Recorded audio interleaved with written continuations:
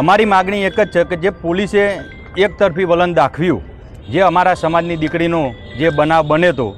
એની અંદર દીકરીની માતાના ઘરમાં બોધીને અને મારવામાં આવ્યો, તો એકતરફી પોલીસે ફરિયાદ લીધી અને અમારી ફરિયાદ લેતી નથી. તો અમારે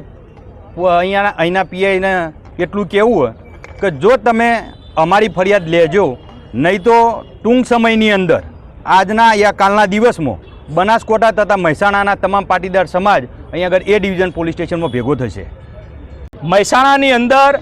એક દીકરીએ ભાગીને જે લગ્ન કરેલા, તો એના મા બાપ એના ઘરે જ્યારે સમજાવવા ગયા તો દીકરી માનીને, એટલે એના ભાઈઓએ દીકરીને લઈને જતા રહ્યા. ત્યારે એ ઘરવાળોએ આ દીકરીની મમ્મીને ત્યાં ઘરમાં ઘુસાડી અને એમને ગળદાપાટુનો માર માર્યો, અહીંયા પગે લાકડીઓ મારેલી, અહીંયા કોઈ પંચ મારેલો એટલે હોઠ ફાટી ગયેલો, અહીંયા કબજો પણ ફાટી ગયેલો, અને એને ધમકી આપતા હતા કે તારી છોકરીને હાલના જ હાજર કરી દે, નકર તારા ભાઈઓને બધાને અમે ખોટા કેસમાં અંદર પુરાવી દઈશું. આવી ધમકીઓ આપી એને મારવામાં આવ્યો. ત્યારબાદ જ્યારે ભાઈઓ જતા રહ્યા હતા ત્યારે એના સામાજિક આગેવાનોએ આવી અને નીતાબેનને પણ માનસિક ટોર્ચર કર્યું અને એમને ધમકીઓ આપવામાં આવી. ત્યારબાદ એ લોકો 100 થી 150 જણા એમના આગેવાનો આવી અને અહીંયા આવીને આ માતા અને એના ભાઈઓ ઉપર એટ્રોસિટી અને અપહરણનો ગુનો પોલીસ ઉપર પ્રેશર કરીને જે આપવામાં આવ્યો, આ ખરેખર જે સામાજિક પ્રસંગ હતો એમાં આવી એટ્રોસિટીની ફરિયાદ ના થાય, પણ આ કરવામાં આવી. તો અમારી પણ વિનંતી છે કે મા બાપને જે મારવામાં આવ્યો એની માતાને, તો એમના પરિવાર વિરુદ્ધ અહીંયા પણ ફરિયાદ કરવામાં આવે, અને જો ફરિયાદ કરવામાં નહીં આવે